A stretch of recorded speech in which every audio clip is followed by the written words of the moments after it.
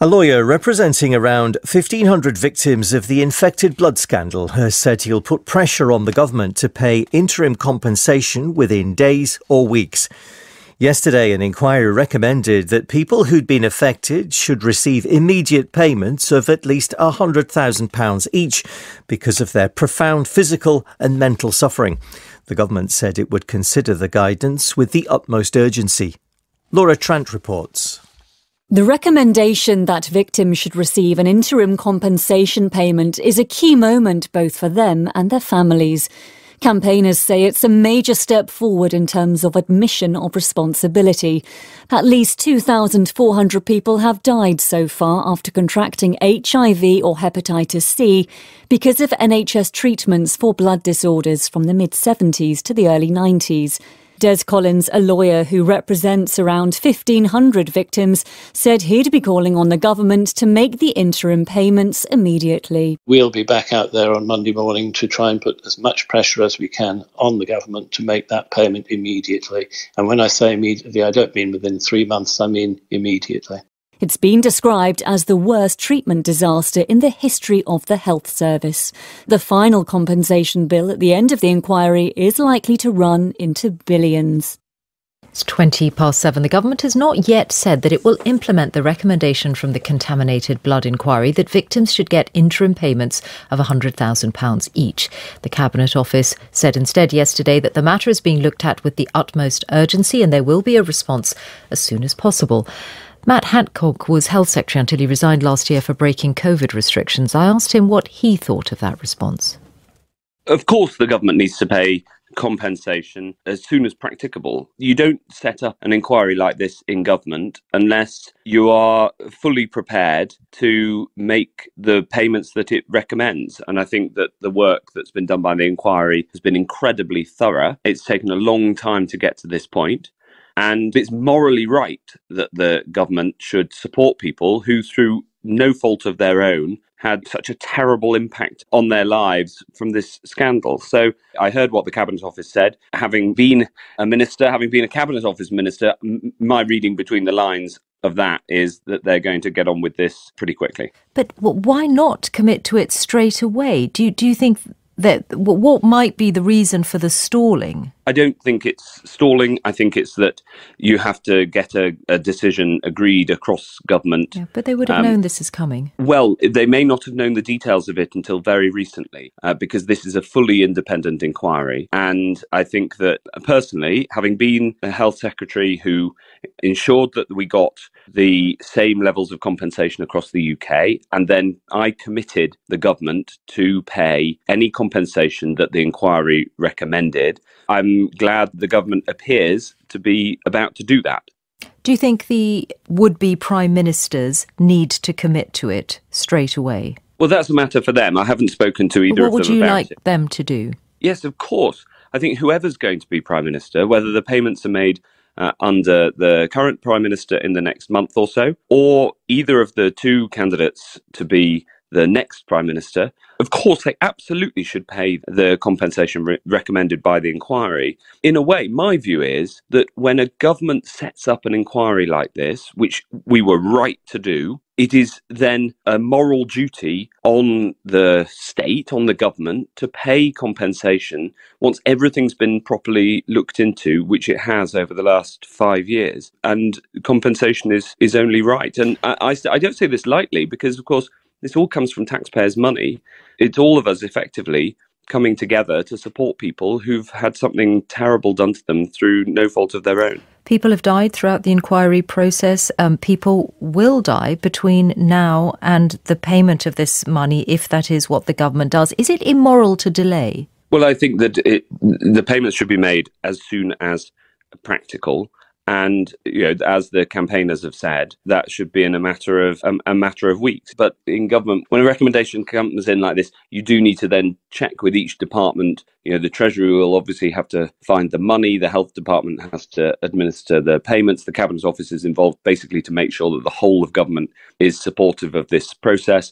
I don't mean that as an excuse. I'm just explaining from my experience as a Secretary of State why, when the recommendation comes through on a Friday afternoon, the payment hasn't been made by Saturday morning.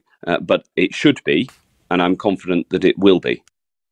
Well, listening to that is Dame Diana Johnson, the Labour MP and chair of the all-party parliamentary group on haemophilia and contaminated blood. Morning, Dame Diana. Good morning. Matt Hancock seems fairly certain that this is essentially administrative rather than the government stalling. Well, can I just say, first of all, that Matt Hancock is not correct in what he was just saying to you. The government got the recommendations from Sir Robert Francis to pay interim payments back in March. So they knew that was the recommendation of their own independent reviewer of compensation back then. They promised that they would publish that review. They didn't publish until it was leaked to the Sunday Times in May.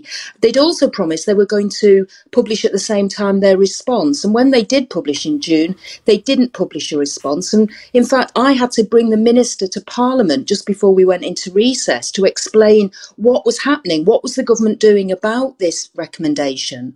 And the government said they were looking at it. So they've had it nearly 6 months already, the original recommendation. And what's happened now is Sir Brian Langstaff has rode in behind that recommendation of He's the chairman of the inquiry. So we've had essentially two different recommendations for the same thing, which is interim compensation payments. Exactly. But so they support each other. But essentially Matt Hancock is saying that there's a process that needs to be followed. And I remember his Sajid Javid, when he was health secretary, I asked him about this in June, and he also said, you know, we're going to look at it. Do you think this is because we're in this strange period waiting for a new prime minister to come in, and therefore a decision like this, which would involve a large amount of taxpayers' money, can't be implemented at this point?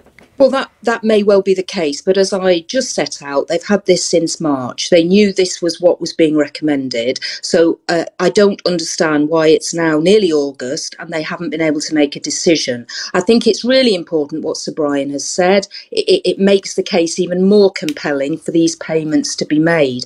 It is really worrying as well that Parliament is in recess now until September. One thing that is, I think you put to Matt Hancock, is that both of the candidates to be Prime Minister, Liz Truss and Rishi Sunak, could come out and say, you know, they both support the payments being made straight away, and Boris Johnson could make these payments if he wanted to. And where do you think the money should come from? Should they find it? Because what if it ends up coming out of the health service budget? Well, I think it's quite clear that this money has to come from the Treasury. It has to come from contingencies. And what Jeremy Hunt, a former Health Secretary, gave evidence to the inquiry this week as well. And he talked about his battle with the Treasury to get them to accept that money should be paid from the Treasury if compensation was awarded. So I think it's always been clear this is not from the health budget. It should not be. It has to be from the contingency held by the Treasury. Thank you, Dame Diana Johnson. We will be hearing from Jeremy Hunt in the next hour, and from a haemophilia specialist who's one of the key doctors who saw all of this unfold through the 1980s in particular. Thank you. It's 8:10. You are an NHS patient and the blood product you are given because of a condition like haemophilia is infected with something else that can kill you or leave you with another life-threatening condition, something like hepatitis or HIV. That happened to thousands of adults and children through the 1970s and 80s. A key moment was the development of a new clotting treatment called Factor VIII, regarded as a miracle for the way it could stem and stop bleeds. But in order to have enough, we began importing Factor VIII from America, where often it had been made from the blood of drug addicts and prison inmates, high-risk groups, incentivised because they were paid for their blood. Now we have a second recommendation for interim payments of £100,000 to each victim. This time it has come from the chairman of the inquiry into the scandal. The government responded last night by saying that the recommendation is being looked at with the utmost urgency. Ros Cooper is someone who knows all of this for the worst possible reason. She was infected with hepatitis C as a child after being given blood clotting products. Ros, good morning. Good morning. We spoke to you last month when there was a separate recommendation for interim compensation from the person charged with coming up with a compensation framework by the government. How did you feel when you heard the judge say essentially the same thing? To be honest with you, it's an extraordinary development. It's not something I think that happens very often, that somebody midway through conducting an inquiry actually makes an interim recommendation. So it's incredibly significant, and I think it is evidence of just how much has been uncovered that would back up this request. A recognition of what you and so many others have gone through? Yes, and also the evidence that has been uncovered and heard before the inquiry is so damning, just turns over every argument the government has made for the last however many decades against making some sort of compensation payments, that, he's already saying, I think this is important, it's going to be done, and you should do it urgently as an interim measure, because presumably when he comes to make his full report, there will be significant findings against the government and significant recommendations for fuller and more comprehensive compensation. How old were you when you became infected with hepatitis C, and how did it happen? It's difficult to pinpoint, because I started receiving clotting factor products when I was less than 6 months old, and I was at some time getting them every week because my bleeding condition was severe. But what I have been told since is that every single batch of my clotting factor product, because of the nature of it being pooled from lots of blood donations, will have contained hepatitis C. So I will have had it over and over again throughout all my childhood. Gosh. And so potentially infected multiple times over. And how does it affect you, having hepatitis C? It's basically been the controlling factor in my life, is perhaps the thing to say, since I found out when I was a teenager that I'd got it. I've had health problems physically from having the virus. I've had to have 2 lots of treatment, which have really affected me very negatively, caused me to be unable to work.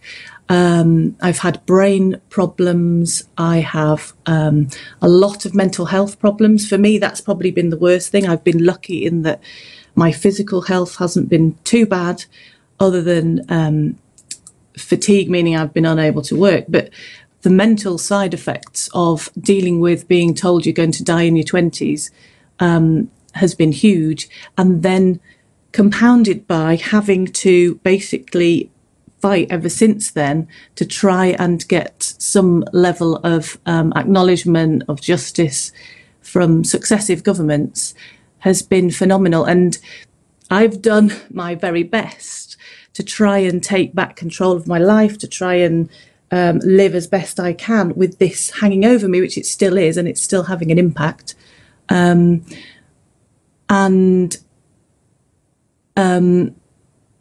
When something like yesterday happens, it's great on the one hand, because it's a vindication of all the work that we've put in over the years. But on the other hand, I feel like I've been swung out over a chasm yet again, with the promise of we may get some start on the road to justice, and I don't know if I'm going to get pulled back in or if I'm going to get slammed against the cliff again. So it's because at the moment we know only that the government is looking at it and it's going to be considered with urgency. Ros Cooper, thank you very much. Let me turn to Edward Tuddeham, Emeritus Professor of Haemophilia at University College London, who was one of the UK's leading haemophilia doctors through the period when most victims were infected, and who later developed the synthetic version of Factor VIII that is still in use today. Morning, Professor Tuddeham. Good morning. Tell us first of all about that period in the 1970s and 80s when you were administering Factor VIII, prescribing or administering it yourself. How much awareness did you have that there might be some contamination? It was an awareness that any blood product carried the risk of transmitting infections. The first that we were able to identify clearly was hepatitis B, but there was clearly another viral entity involved, because it was causing hepatitis after infusions of even single donor or especially multiple donor concentrates of the products that I was using for my haemophilic patients, like Ros. And so we were aware of it, really, actually, from the 1960s. But it was the usual risk-benefit calculation that goes with every medical procedure or drug. The awareness that it was becoming more prevalent and more serious was certainly growing through the 1980s. And the whole of the 1980s was a dangerous time to receive blood products or, indeed, single donor infusions of any type, simply because we didn't have the tools to accurately and sensitively detect the infectious agents. The screening. But can I ask you just to explain that risk-benefit analysis? Because when you're treating haemophiliacs, often it would be in an emergency setting because they might bleed to death that they were being given factor VIII. Correct. That was the background, that the patient might have a life or limb threatening bleed, especially if it was internal and into the brain or into the intestinal system. The joints in our male severe haemophilia patients, I'm not sure if that applies to Liz because I don't know the details of her condition, which was clearly a serious repeated need for blood transfusions. In our male haemophilic patients, most of the bleeding was into limbs, but that was crippling in itself, and unless you controlled it, they were rapidly going to lose movement. So one was always weighing up, is this bleed one that can cause death in the short term? Is it one that I need to treat urgently? And usually the answer is yes. This is a bleed that can get worse, cause damage, and we need to treat it with the best available aid. If only we'd had factor VIII enough in this country that, gathered from the way people normally give blood to the NHS. Absolutely. I mean, the decision was taken on good advice by the Minister of Health of the day, and he has spoken about this frequently, and the decision was we should become self-sufficient in blood products. Had we done that and pursued that policy through, we would have saved, I think it's fair to say, at least more than half of the infections that happened with HIV. Not hepatitis C. Until we had ways to inactivate that, hepatitis C in blood products, purified blood products, or to identify it clearly, it was difficult to avoid infections with hepatitis C, with their dire consequences, which have been so well described by your previous interviewee. But what we had to do, because the decision to make ourselves self-sufficient with our volunteer donor blood was negated, and we went away from that and towards importing blood products. That was the entry point for very much more frequent and indeed universal infectivity of the imported blood products with HIV. Professor Edward Tuddeham, thank you very much. And let me turn then to Jeremy Hunt, Conservative MP and Chair of the Health Select Committee. Morning, Jeremy Hunt. Morning, Michelle. We don't as yet have a commitment from the government or from the next Prime Ministers simply to say, we are going to action what we have now heard from the chair of the inquiry for these interim payments of £100,000 each to happen.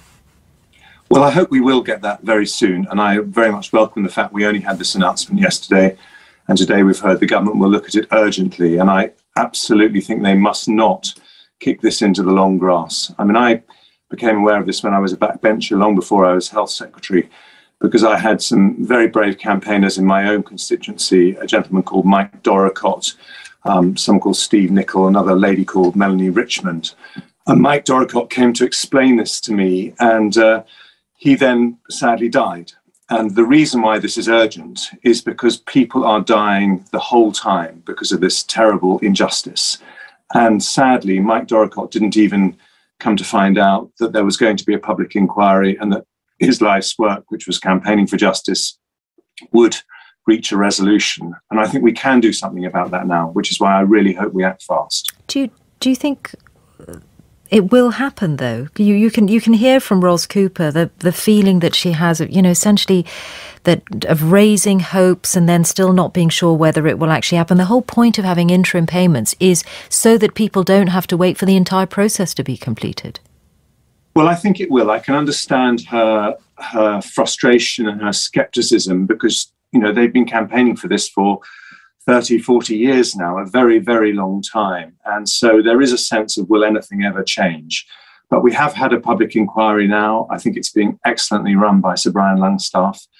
Here is a recommendation based on careful analysis by Sir Robert Francis. And I think that this will happen now. I just would urge ministers to recognise that time is of the essence, and just waiting, a couple of months until, for example, the leadership campaign is resolved and the new Prime Minister's made a decision will mean that a few more people are likely to have died. And so Boris Johnson should do it now? We should do it right away. We've waited far too long. Successive governments, which I was part of one, didn't act as quickly as they should have. And we need to recognise this is a terrible, terrible injustice. But now we can do something about it. We've got an inquiry that's going to get to the bottom of why this happened in the first place. And we've now got a clear recommendation for some interim payments for the families, which I think is an indication that whatever else, the inquiry is going to find there was a terrible injustice. Jeremy Hunt, thank you.